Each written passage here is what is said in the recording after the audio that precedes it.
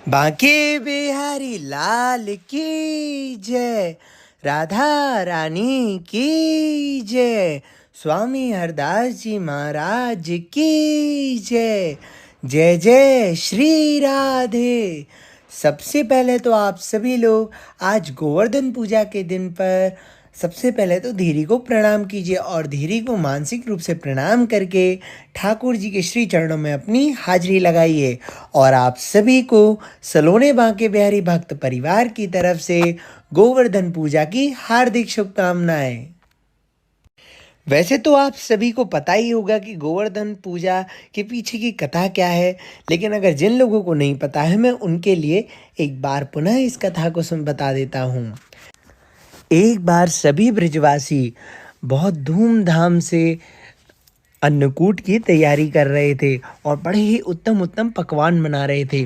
तो एक बार हमारे कान्हा ने यशोदा मैया से पूछा कि हे मैया, ये आप किसकी पूजा के लिए भोजन बना रही हैं? तब मैया ने बोला कि हम देवराज इंद्र की पूजा के लिए अन्नकूट बना रहे हैं।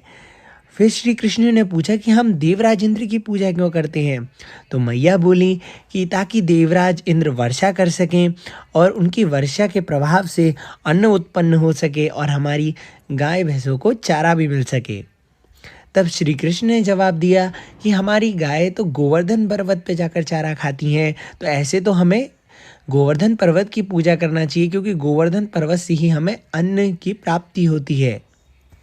श्री कृष्ण की इन बातों के प्रभाव से सभी ब्रजवासियों ने देवराज इंद्र को छोड़ गोवर्धन पर्वत की पूजा करी और इस बात से देवराज इंद्र रुष्ट हो गए और उन्होंने मूसलाधार वर्षा शुरू कर दी, जिसके प्रभाव से पूरे नगर में त्राहिमाम त्राहिमाम होने लगी।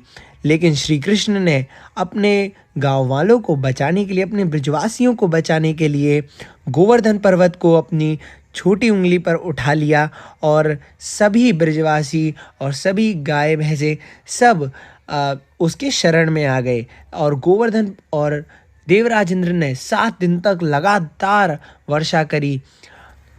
लेकिन श्री कृष्ण की माया के प्रभाव से कोई भी ब्रजवासी को कोई भी हानि नहीं हुई।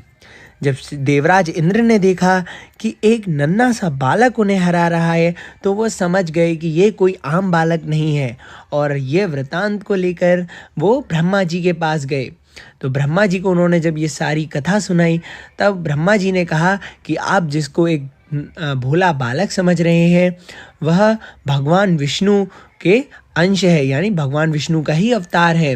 तो देवराज इंद्र का सारा अहंकार चूर चूर हो गया और वह क्षमा प्राप्ति की भावना से भगवान श्री कृष्ण के पास गए। श्री कृष्ण जी के पास जाकर उन्होंने श्री कृष्ण से माफ़ी मांगी और उनसे कहा कि हे प्रभु, मैं आपके इस अवतार को समझ नहीं पाया, आप तो कृपालु हैं, आपकी माया के आगे मेरी ये शक्तियाँ कुछ भी नहीं है, ये शक्तियाँ मुझे आप ही से ही प्राप्त होती हैं, कृपा करके मेरी इस भूल को माफ़ कीजिए। और फिर श्री कृष्ण का भोग लगाया। तो इसी प्रकार से गोवर्धन पूजा मनाई जाती है और गोवर्धन पूजा की ये अद्भुत कथा भी बड़ी ही प्रचलित है। तो आप सभी को अगर ये कथा अच्छी लगी हो तो एक बार इस वीडियो को ज़्यादा से ज़्यादा शेयर ज़रूर कीजिएगा और साथ में आप सभी लोग आरती का आनंद तो ले ही रहे हैं। और अगर अभी तक आपने इस चैनल को सब्सक्राइब भी नहीं किया है तो वो भी कर लीजिए, ताकि आप हमारी आगे आने वाली वीडियोस को भी देखकर आनंद की प्राप्ति कर सकें और बिहारी जी के रोज़ दर्शनों का आनंद ले पाए। तो मैं मिलता हूँ आप सभी से अपनी अगली वीडियो में। राधे राधे। जय बिहारी जी की। श्री कुंज बिहारी श्री हरिदास।